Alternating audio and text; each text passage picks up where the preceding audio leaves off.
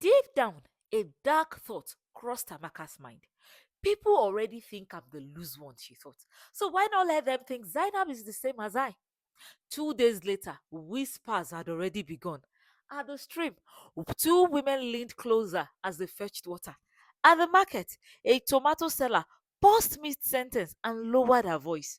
At the junction, an old man shook his head slowly and said, "So it is true after all." Zainab stepped out of her mother's hut unaware, a small smile across her face. For the first time in weeks, she felt really light. She greeted the first woman she saw. "Good morning, ma." The woman only stared and then looked away. Zainab frowned, wondering what happened. "Didn't she hear me?" She greeted another. The woman replied, but her eyes scanned Zainab's body from her head to her feet and lingered too long. Zainab's heart skipped. By the time she reached the market, the whispers were no longer whispers. "Is that her?" "Yes, that is Zainab now." "Oh, so it is true." "Ah, poor mother." Her ears rang. Zainab stopped walking.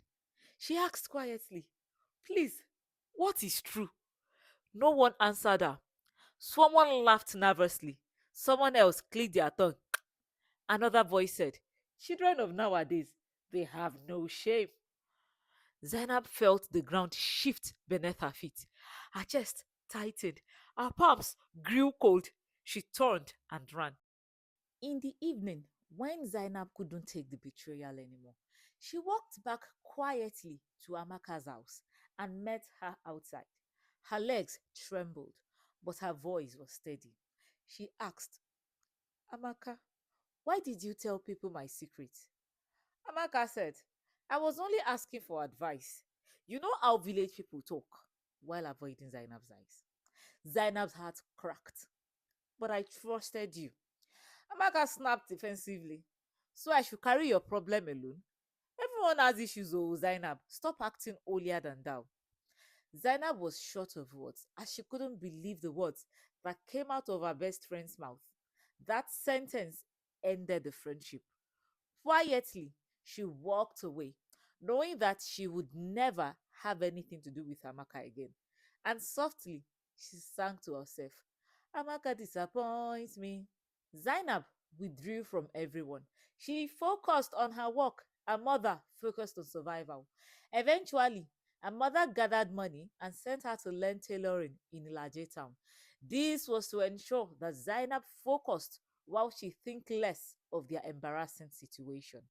They saved quietly, endured every insult, ignored all whispers. Then one day, an opportunity came.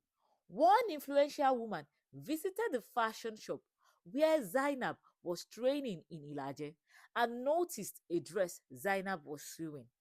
She asked questions, and Zainab's madam spoke highly of her character. With permission from her madam and Zainab's mom, the woman took Zainab to the city to work under a fashion mistress. Zainab was overwhelmed with joy. Her excitement was over the roof. She went to the city, learned, and put her best in becoming a fashion designer. Years passed. She returned a different woman. Independent, respected, calm, aura way they scream. She bought her mom a car and then built her a better house. She also employed an house help to assist her mom in doing things in the house and running errands to the market. And slowly, Ayetoro changed its tune about Zainab and her mother. The same people now smiled at her. Some congratulated her and her mother. Some apologized, while some didn't. They just feel and so. But in all, Zainab was able to move freely in the town again without any whisper or shades being thrown at her. Amaka. Well, life did not favor Amaka. Oh. Her marriage failed. The family wealth, it all disappeared.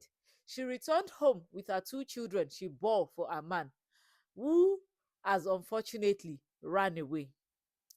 One evening, she went out and stood before Zainab's gate, tired and broken and ashamed. She knelt in front of Zainab. "My friend, please help me. I have nowhere else to go. Zainab looked down at her. Memories flooded back. The whispers, the betrayal, the loneliness. Zainab helped her, not because Amaka deserved it, but because Zainab had already healed.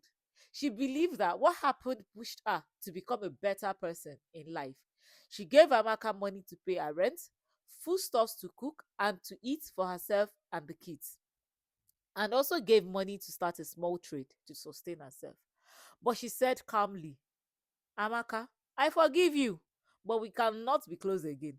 Amaka cried bitterly because forgiveness without reconciliation cuts deeper than hatred. Amaka got home and resigned to her fate. She set up a store for herself to sell foodstuffs and promised to become a better human being. Well, some wounds don't bleed, but they change you forever. Zainab forgave, not because the pain disappeared, but because she refused to carry it any longer. In Ayetoro, people learned late that silence can be louder than lies, and growth can be the strongest reply. Remember this: not everyone who walks with you is meant to stay beside you. If this story touched you, subscribe for more stories with deep lessons and real emotions.